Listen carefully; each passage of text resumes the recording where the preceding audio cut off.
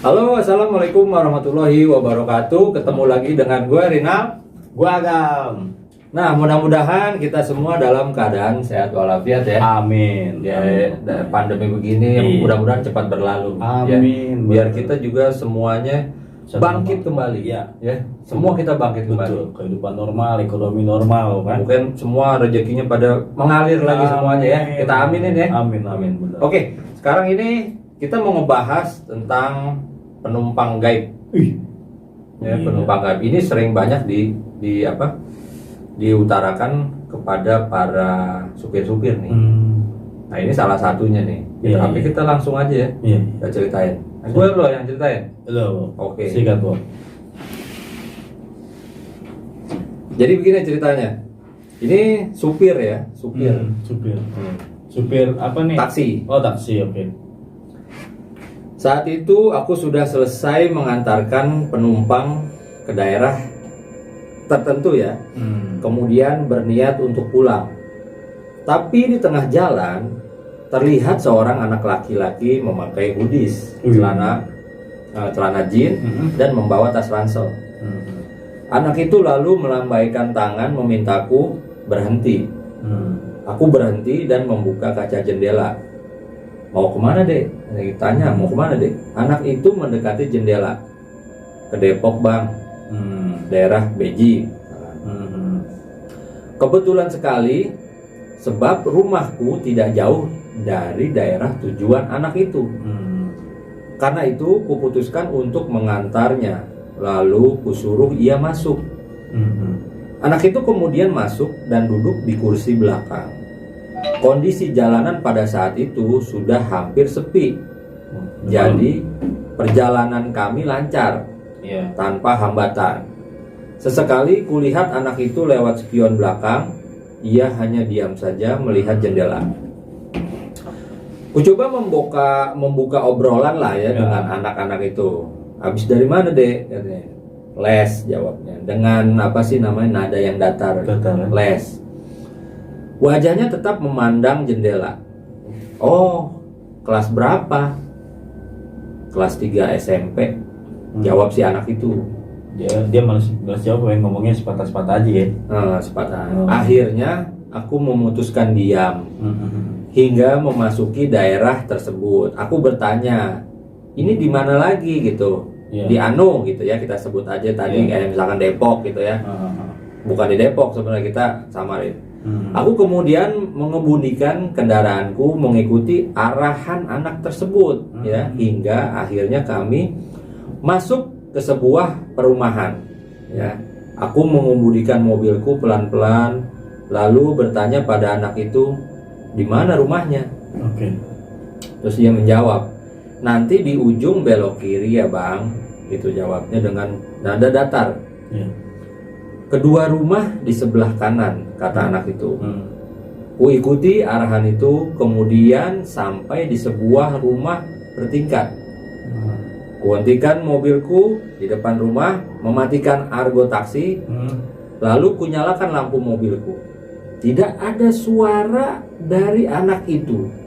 Akhirnya aku menengok ke belakang, lalu menyadari bahwa tidak ada orang. Lalu hilang nih. Nah, aku mulai merasakan hal-hal yang aneh. Apa anak itu sudah turun? Iya. Kok tidak ada suara? Tiba-tiba kaca mobilku diketuk oleh seorang ibu-ibu. Aku kaget nih. Iya. Lalu membuka kaca jendela mobilku. Pak, berapa ongkosnya? Kata ibu itu. 45.000, jawabku.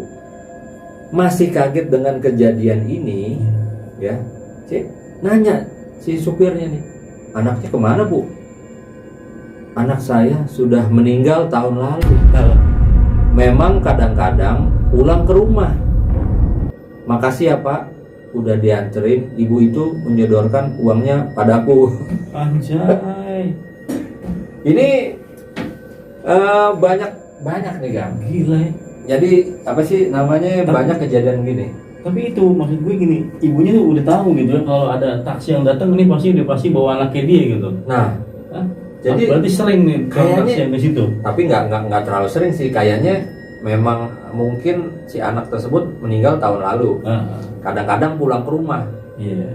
Berarti bisa dibilang sering. Berarti ya ibunya dia tahu dong kalau ada taksi ke situ, berarti anak gua yang. Iya, berarti nggak ada lagi kan? Mungkin nggak ada rumah lagi di situ apa gimana kan? Apa sepi? Nah, berarti anak gue benar. Maksudnya nggak ada orang. Dan itu si abangnya ngobrol sama siapa? Itu kejadian itu banyak banget sih yang ngalamin. Iya. Apa sih jasa-jasa transportasi? Pasti. Itu semua pada ngalamin. Ada tiba-tiba ada di kuburan, ya kan? Nah itu. Tiba-tiba tengah Tapi kuburan. nggak ngelihat gitu ya, maksudnya kalau itu kuburan. Bener, udah. Bang sampai sini tahu rumah. Cerita film Susana. Iya bener. Bang anterin nih ke sini. Rumah ya kan. Lu udah berhenti di sini. Iya. Kita masuk rumah. Kuburan kan. Nah kejadian kayak gini, menurut lo masuk akal gak sih? Ya ada aja bang, masuk akal juga. Iya kayak gue cerita di kampung tuh banyak yang ngalamin. Pasti. Tukang ojek, tukang dagang. Iya. Bang di dagangannya. Iya. Orang ya ada gitu kan. Itu kalau gue sendiri sih belum pernah ngalamin itu ya. Maksudnya kalau yang kayak begini nih, modelnya kayak begini tuh gue belum pernah ngalamin. Ketika gue naik motor terus tiba-tiba ada yang minta bonceng gitu, belum pernah sih. Cuman kalau untuk ngelihat ya agak lebih sering gitu ngelihat. Cuman kalau kejadian kayak gini nih, nah ini si abang juga pasti bingung nih. Nah, iyalah. Kok si ibunya tahu gitu ya. Berarti ini anak sering pulang. Nah itu kalau kata orang sih nggak tahu ada rohnya gentayangan. Ada yang bilang begitu pasti. Ada yang bilang rohnya nggak diterima bumi. Nah itu orang-orang dulu tuh. Lu pernah denger ya? Pernah. Yang nggak diterima bumi itu ya. Filmnya juga ada ya. Banyak tuh. Yang nggak diterima bumi rohnya gentayangan. Akhirnya didoain. Baru pulang. Baru balik. Atau ada sesuatu hal. Iya, yang harus diselesaikan. Gitu kan, nggak diterima bumi. Ya. Kita mau alam ya. Wallahualam. Kalau kejadian-kejadian begini tuh nggak sembarangan kita ngomong sih. Betul. Kadang memang ada juga yang hoax ya. Iya. Ada juga yang hoax. Tapi kebanyakan sih cerita ini tuh udah pada ngalamin sih. Pasti banyak. Gue juga pernah tapi gue bukannya nemu bawa orang gitu ya. Cuma mitos apa enggak nih ya, maghrib jangan di depan pintu. Nah itu gue waktu ajan maghrib gue lagi main handphone di depan pintu gini. Tiba-tiba badan gue ditabuk, bener-bener berasa lebuk.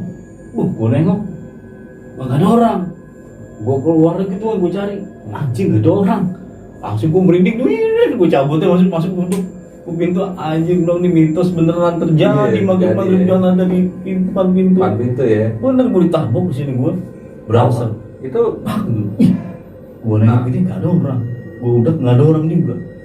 Nah itu mitos begitu katanya sih yang sering gue baca-baca dan gue dengar.